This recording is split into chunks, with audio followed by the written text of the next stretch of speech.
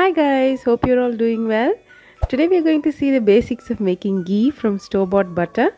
Also a quick ghee laddu with the leftover milk solids and a very yummy nut-stuffed version of our Gulab Jamun. It's called as Makkan Peda by some. But let's get to the recipes. I've taken 400 grams of unsalted butter using lurpak here. Cut it up into chunks and I'm melting it in a very low flame. You can stir or swirl the pot if needed. Once completely melted, place a heavy pan under your vessel for uniform low heating. You can hear the crackling now. Now once this crackling stops completely, remove from the heat and place it in a water bath. You can see that the ghee has turned into a light orangish hue. It's better to use a stainless steel vessel so you can be sure of the change in color too.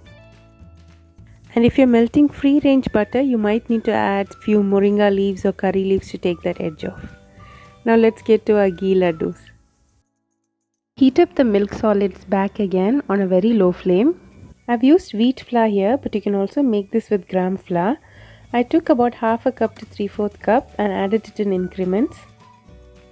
Once you reach this sandy texture, add a pinch of salt and half the quantity of sugar. Like if you've taken half a cup of flour, you'll need to add 1/4 cup of sugar. Once it's bearable to touch, make balls and let it set. It'll take about 2 to 3 hours for it to harden. And our aromatic ghee laddus are ready. Now let's get to the stuffed gulab jamuns. I'm using Shan's gulab jamun mix here, but you can use the mix that you like.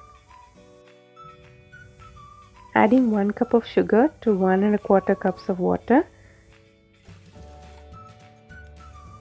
a teaspoon of rose water and a couple of cardamoms. Allow it to boil. Let it boil for about 5 to 8 minutes, then switch off the flame.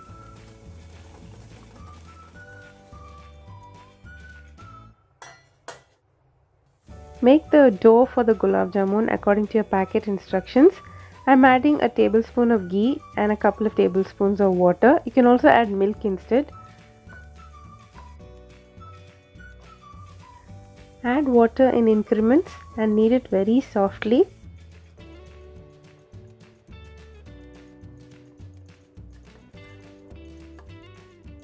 Coat the dough and your palm with a bit of ghee too. You can make normal gulab jamuns by pinching a bit of the dough and making it into a crack-free ball. Or alternatively, you can take nuts of your choice, crush them with a pestle or rolling pin. Here I've taken some pistachios.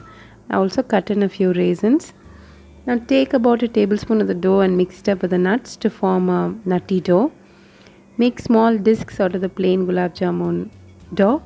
Place these small nutty dough balls. Cover it again with another disc. And hold it together like that. And now make another crack-free ball.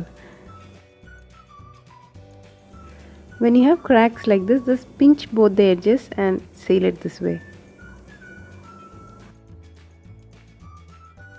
And repeat this with the remaining dough too. You can fry the gulab jamuns in ghee or oil. Keep the flame at low but not too low. The gulab jamun should rise to the surface within about half a minute of dropping them in.